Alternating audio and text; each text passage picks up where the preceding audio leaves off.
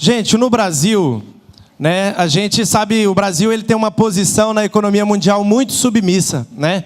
Aqui a gente trabalha e compra e a vida é isso, né?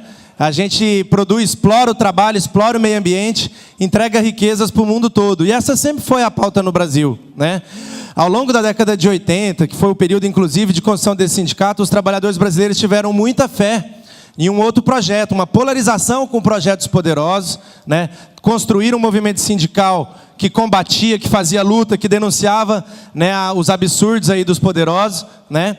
E isso chegou em 2003 com uma boa crise, porque em 2013 a principal representação desse movimento aí de luta e enfrentamento virou presidente do Brasil, né?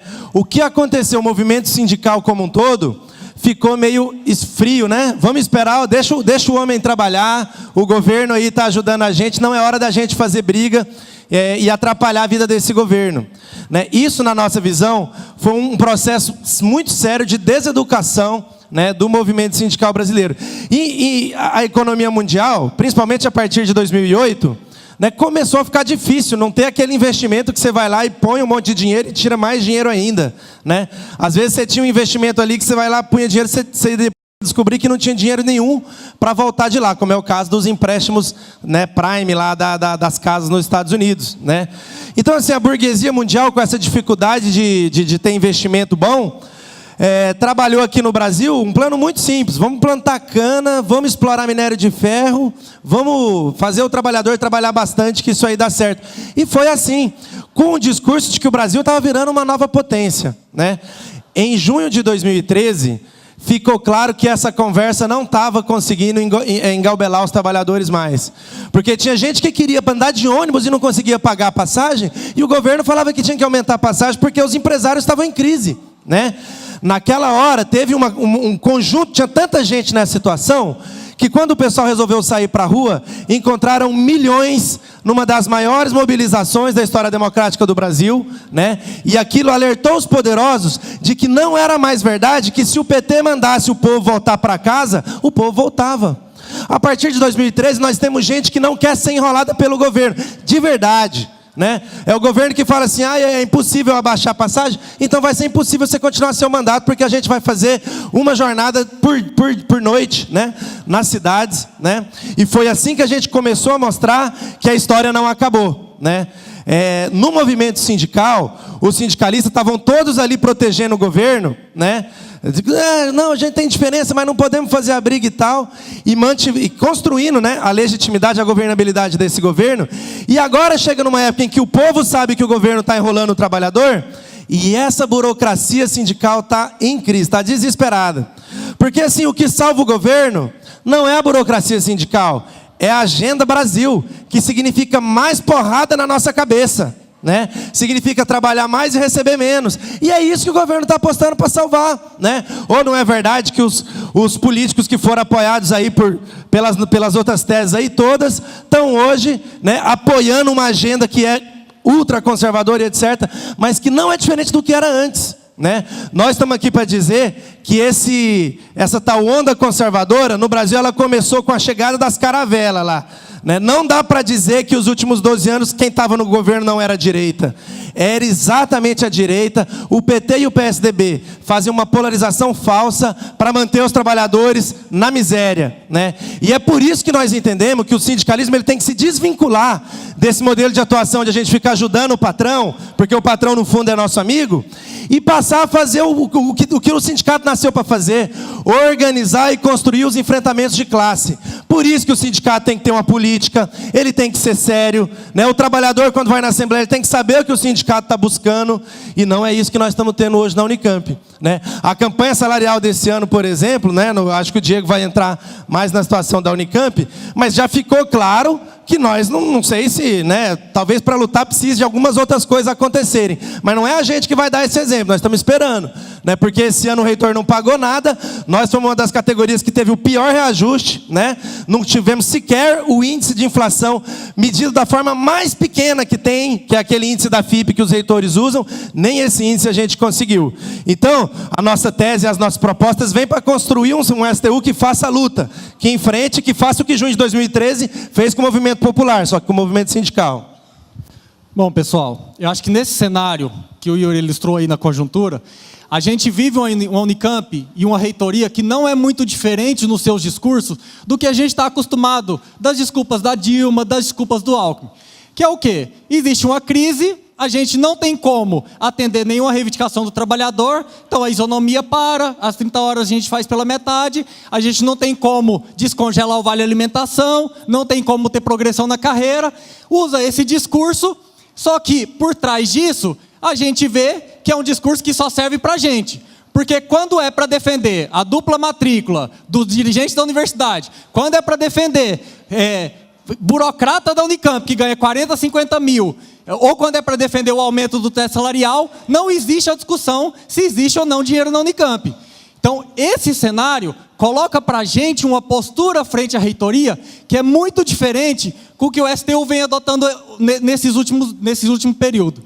A postura do sindicato frente à reitoria tem que ser uma caracterização política firme do que é o reitor, tratar o reitor como nosso inimigo e fazer que a categoria entenda que não existe possibilidade de obter ganhos se não houver luta dos trabalhadores. Não existe como você negociar com um cara que ganha 50 mil. A forma de pensar dele, as prioridades dele, não vai ser compadecida ou não vai ser demovida a partir da nossa argumentação. Você não vai sensibilizar o reitor de que ele precisa descongelar o vale alimentação. Você não vai sensibilizar o reitor de que ele tem que deixar de pagar os 60 mil do Otacílio para dar referência na nossa carreira.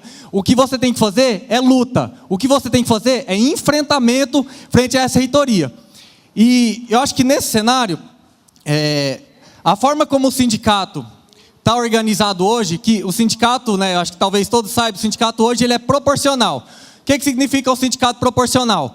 Não é uma gestão de uma chapa que concorreu à eleição. É uma composição proporcional ao número de votos das chapas que concorreram à última eleição. Num cenário onde existe clareza de que a gente tem um inimigo, que o reitor é o nosso inimigo, e a gente tem que fazer enfrentamento, e como a gente vai fazer esse enfrentamento é um debate, a proporcionalidade, enfim, o acúmulo de ideias, as somatórias de ideias, é até bom. Na verdade é bom porque a gente pensa novas formas, novas táticas, novas formas de enfrentamento. Mas no cenário, que é o cenário de hoje, onde uma maioria do sindicato adota uma linha política de que o sindicato não tem que fazer enfrentamento ao reitor, isso joga o sindicato para um processo de marasmo e de apatia política frente a essa reitoria. Um exemplo disso é a nossa isonomia. A nossa isonomia, que começou a ser debatida e ganhou legitimidade na universidade, a partir das lutas que a gente começou lá em 2011, quando mudou os pisos salariais na USP, essa luta que tomou grandes proporções na Unicamp, acho que conquistou corações e mentes dos trabalhadores, dada a justeza da pauta, obrigou os candidatos a reitor a colocarem no seu programa a questão da isonomia, foi jogada no lixo na nossa última campanha salarial desse ano. Uma vez que o Tadeu descumpriu a promessa que ele tinha feito, não só de campanha, e tem muita gente que fala que é promessa de reitorável. Não, promessa enquanto reitor, enquanto dirigente da universidade, fez uma promessa, descumpriu, o sindicato foi e negociou uma proposta que voltava o reitor para o jogo, que fazia o reitor de novo voltar para um patamar que agora ele só precisa cumprir uma referência da isonomia, caso a arrecadação atinja um determinado patamar. Ou seja, a gente saiu de um processo de legitimidade do discurso, de que a gente conseguia pressionar o reitor, colocar ele na parede porque ele estava descumprindo a isonomia, para um processo hoje onde basta o reitor dar uma migalhinha que ele já vai estar bem na fita, já vai estar cumprindo a proposta dele. Então, nesse sentido, gente, a gente acha que é fundamental também, porque mesmo que o sindicato, ele na próxima eleição, se for uma chapa só, se for uma chapa de luta, ótimo. Se for uma chapa pelega, não é tão bom, mas é melhor do que o cenário que está hoje, onde não existe direção política no sindicato, onde não existe linha política. O sindicato fica se escondendo, os grupos do sindicato se escondem atrás do que é proporcional, é o outro, é na Assembleia, e eu não tenho nada a ver com isso, e eu não preciso propor política. E eu acho que para ficar claro, para concluir, qual é a política do sindicato, é fundamental que a próxima eleição seja uma chapa vencedora, que assuma o sindicato, e aí a gente ou vai fazer luta ou vai fazer oposição ao sindicato, para que o sindicato faça luta. Obrigado. nessas horas, assim, às vezes aparece muito essa coisa da cortina de fumaça, né? Que as pessoas falam, fazem uma discussão lá em cima, uma coisa super teórica, e aí acaba esquecendo de olhar para a realidade. Então, eu acho que o Congresso é um espaço muito bom, porque a gente vai ter os grupos de discussão, a gente vai ter 3 dias para poder discutir muita coisa. Então, aqui eu vou centrar a minha fala em alguns pontos que eu considero que são mais essenciais para a gente discutir tudo com bastante clareza, para não ter essa coisa de, às vezes, as pessoas ficam procurando pelo em ovo, faz uma discussão lá em cima, só que você olha na realidade, a discussão não bate com o que é real. Então, eu queria começar pensando o seguinte: eu ando pela universidade, como muitas pessoas aqui, e a gente ouve muita reclamação do quê? De que o sindicato está rachado, de que as assembleias são briga de diretor, que o próprio sindicato não se entende. Isso é uma coisa. E aí, bom, aí a gente explica. Bom, tem a questão da proporcionalidade, que pode ser uma coisa bastante útil, pode ser. Só que a avaliação da tese 3 que a gente faz é que, nesse momento, não dá para defender a proporcionalidade. Porque a proporcionalidade é exatamente essa coisa, nessa conjuntura, é essa coisa de que a categoria vem reclamando com tanta insistência. E por que nós entendemos que a proporcionalidade agora não é uma boa opção? É bastante simples. Vamos imaginar quando estava o Fernando Costa na reitoria. O que acontecia? Todo mundo centrado para bater no Fernando Costa. Tinha algumas diferenças de tática, de estratégia, mas ninguém defendia o Fernando Costa dentro do sindicato. Então, ali daria certo. Agora, como é que você vai ter uma gestão proporcional? Porque, embora seja proporcional, é necessário ter alguma unidade programática.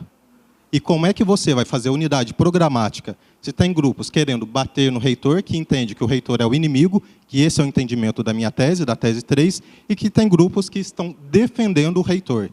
Unidade a qualquer custo nós não fazemos. E é por isso que nós estamos defendendo a questão da majoritariedade no sindicato. Por quê? Porque se na próxima eleição para o sindicato, se entra uma chapa que é de luta, ótimo, que a categoria vai poder dialogar e vai poder construir, junto com essa direção, a luta para enfrentar a reitoria. Se entra uma chapa que é pelega, isso não é bom, mas pelo menos o posicionamento político da diretoria vai estar muito claro. E aí a categoria pode atropelar a diretoria se ela assim julgar. É claro que no caso em que a chapa que entra, se for uma chapa que está a fim de enfrentar o reitor, a categoria pode passar por cima também, em qualquer cenário. Agora, é fundamental ter essa clareza. É fundamental que a categoria saiba qual é o posicionamento político da diretoria. Porque a gente vai começar uma greve, porque a gente acha, de fato, que a greve é o melhor instrumento para poder lutar contra o nosso patrão. E como é que você vai ter segurança para entrar numa greve se você não sabe se alguém do sindicato vai roer a corda? Então, se você está numa chapa que é, numa direção que é majoritária e que tem uma linha política clara, bem definida, você sabe, eu vou com eles ou eu vou contra eles. Não fica uma situação que, infelizmente, a gente tem visto atualmente, em que muita gente que está, de fato, defendendo o reitor se esconde atrás da proporcionalidade e que usa a proporcionalidade simplesmente para não deixar claro quais são os seus interesses. Então, para nós, a clareza de linha política é fundamental. E é por isso que eu acho que nesse congresso a gente tem que colocar várias questões para ajudar a elucidar essa questão da linha política. O Vamos à Luta não tem... A gente sempre falou, a gente é contra o Tadeu. A gente acha que o Tadeu é um demagogo, que ele enganou a categoria, o que ele fez foi charlatanismo eleitoral. E as outras chapas, elas vão falar nesses termos? Porque a gente fala isso na cara do Tadeu, a gente fala isso para todo mundo, a gente quer falar isso na Unicamp, a gente fala isso para fora, a gente quer cobrar o fim dos supersalários, a gente tem muita clareza de qual é a nossa posição com relação à reitoria.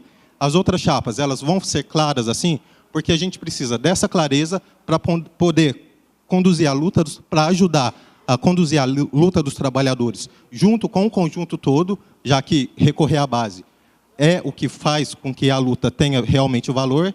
E, bom, meu tempo já está dando aqui, então a minha mensagem é principalmente essa. A gente precisa ter clareza, e é por isso que eu defendo a majoritariedade na direção do sindicato, e por isso eu